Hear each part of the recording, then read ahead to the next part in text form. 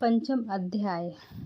समदर्शी के रूप को कहित हूँ पहचान, हे कुंती श्रुत ध्यान से सुनो लगा कर कान।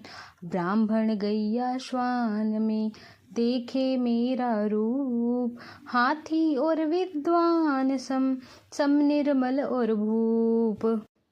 मूढ़ चतुर सब जानते बेजर समधनवान, ऐसा समदर्शी पुरुष मोको अति प्रियमान।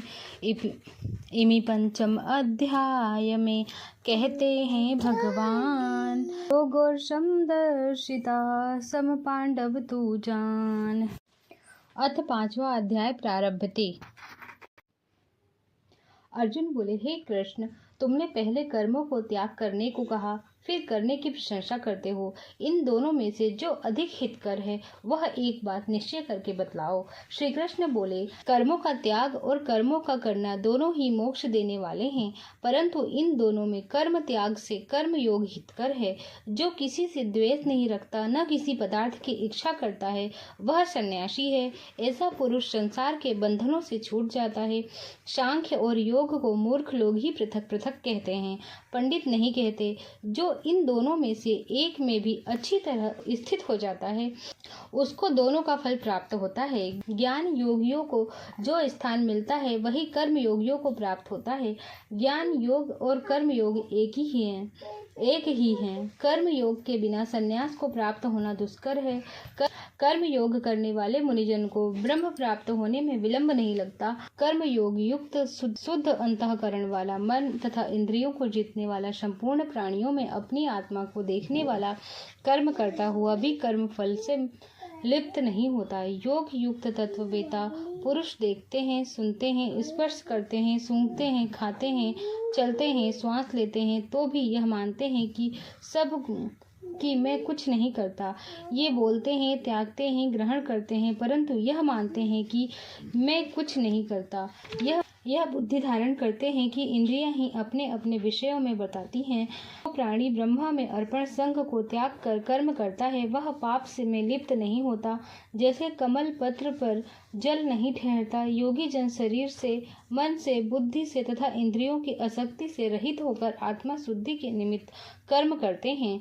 योग युक्त पुरुष कर्म फल त्याग कर मोक्ष रूप शांति का लाभ करता है, और जो योग रहित है वह कर्म की इच्छा के बंधन में पड़ जाता है। सब कर्मों को मन से त्याग कर प्राणी इस 9 द्वार की देह रूपी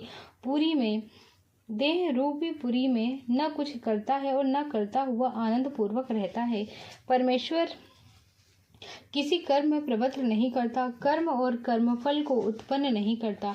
ये सब प्रवृत्ति द्वारा होते हैं। परमेश्वर किसी के पुण्य तथा पाप को नहीं लेता। ज्ञान का अज्ञान से आच्छादित है, उससे जीव मोह को प्राप्त हो जाता है, परंतु आत्मज्ञान के द्वारा जिनका अज्ञान नष्ट हो गया है, उनका वह आत्मज्ञान परमेश्वर के रूप को ऐसा भाषित करता है। जिस प्रकार सूर्य संपूर्ण संसार को प्रकाशित कर देता है, उसी परमात्मा में जिसकी बुद्धि स्थिर है, उसी में मन को लगाते हैं, उसी में निष्ठा रखते हैं, और जो सदा उसी के ध्यान में लगे रहते हैं, दान द्वारा जिनके सब पाप नष्ट हो गए हैं, वे इस संसार में जन्मते नहीं। विद्या और विनय से संपन्न ब्राह्मण में, गाय और कुत्ता में, और चांडाल और पंडित जन की दृष्टि समान रहती है। जिसके मन में इस तरह की समानता उत्पन्न हो गई है, उन्होंने इस लोक में जन्म मरण रूप संसार को जीत लिया है। क्योंकि ब्रह्मा निर्दोष है और सर्वत्र समान है, इसलिए ब्रह्मा को प्राप्त हो जाते हैं। जो कि प्रिय पदार्थ को पाकर प्रसन्न और अप्रिय को पाकर खिन्न होते हैं, ऐसे स्थिर बुद्धि वाले और मोह रहित ब्रह्मवेता को ब्रह्मा स्थिर जानो। बाहरी पदार्थों में जो चित्त को आसक्त नहीं होने देते, वही आत्म सुख का अनुभव करता है, और ब्रह्मा में अंतःकरण को मिला अक्षय सुख मोक्ष प्राप्त करता है। वे इंद्रियों के स्पर्श से जो भोग देते हैं, वे वस्तुतः दुखदायी होते हैं, उनका आदि भी है और अंत भी है। हे कौन्तेय, ज्ञानी लोग ऐसे भोगों में रत नहीं होते। शरीर छूटने के पहले जो मनुष्य काम और क्रोध के वेग को सहन करने में समर्थ होता है, वही योगी का सच्चा सुख है। जो योगी आत्मा सुख से सुखी, अंतरात्मा के आनंद से आनंदित और अंतर ज्योति से ही प्रकाशित है, वह ब्रह्म रूप होकर ब्रह्म निर्वाण मोक्ष को प्राप्त होता है। पाप जिसके नष्ट हो गए हैं, कुबुद्धि दूर हो गई है, मन को जिन्होंने वश में कर लिया है, जीव मात्र का जो हित चाहते हैं, ऐसे योगी को ब्रह्मा निर्वाण प्राप्त होता है। काम तथा क्रोध जिनमें नहीं है, मन के वेग को जिसने रोक लिया है, ऐसे आत्मज्ञानी योगियों को ब्रह्मा निर्वाण सहज ही प्राप्त होता है। बाहरी पदार्थों के संयोग से अलग रहकर दोनों भवों के बीच में दृष्टि लगाकर नासिका के भीतर चलने वाले प्राण और अपान वायु को सम करके इंद्रियां, मन और बुद्धि को वश में करके इच्छा, भय, क्रोध को त्याग कर मोक्ष की इच्छा करने वाले योगी जीवन मुक्त हैं। जो मुझको सब यज्ञों और तपों से भोगता, संपूर्ण लोगों का स्वामी और सब प्राणियों का मित्र है, उन्हीं को शांति प्राप्त होती है। इति शुपनिषद सुब्रह्मा विद्या योग शास्त्रे श्री कृष्ण अर्जुन संवादे संन्यास योगो नाम 5वां अध्याय समाप्तः। अथ 5वां अध्याय महत्व। श्री कृष्ण जी बोले, हे लक्ष्मी, 5वें अध्याय का महत्व सुन। एक ब्राह्मण पिंगल नाम का, जो अपने धर्म से भ्रष्ट हुआ था और वह कुसंग में बैठ मांस मच्छी खावे, मदिरा पान करवे, जुआ खेले, देव योग से वह पिंगल राजा के यहाँ नौकर हो गया। राजा के पास और लोगों की चुगलियां किया करे। जब बहुत दिन बीत गए तब वह धनवंत हो गया। तब उसने अपना विवाह कर लिया, पर स्त्री व्यभिचारिणी आई।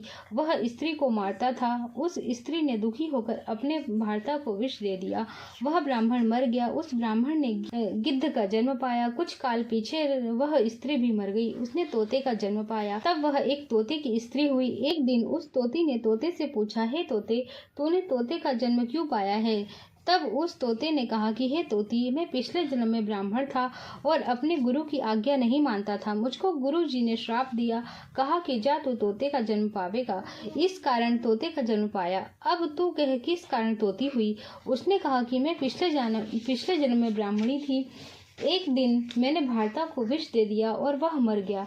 तोते ने कहा, तू तो बहुत बुरी है, जिसने अपने भर्ता को विष दे दिया। एक दिन वो तोती वन में बैठी थी। वह गिद्ध आया। तोती को उस गिद्ध ने पहचाना। वह गिद्ध तोती को मारने चला। आगे तोती, पीछे गिद्ध। जाते जाते तोती एक शमशान भूमि पर थक कर गिर पड़ी। वहाँ एक साधु का दाह हुआ था। साधु की खोपड़ी वर्षा के जल के साथ पड़ी हुई थी। वह उसमें गिर गई। इतने में गिद्ध आया और तोती को मारने लगा। उस पर खोपड़ी के जल के साथ उसकी देह धोई गई और आपस में लड़ते लड़ते दोनों मर गए। अधम देह को छूटकर देव देही पाई। विमान आए, तिन पर बैठकर बैकुंठ को चले गए। वह खोपड़ी एक साधु की थी, जो गीता के 5वें अध्याय का पाठ किया करते थे। वह परम पवित्र थे। उनके जल से दोनों पवित्र हो गए। और जो प्राणी श्री गंगा जी का स्नान करके श्री गीता जी का पाठ करते हैं, वह बैकुंठ को चले जाते हैं। इति श्री 5म अध्याय महत्व समाप्तः।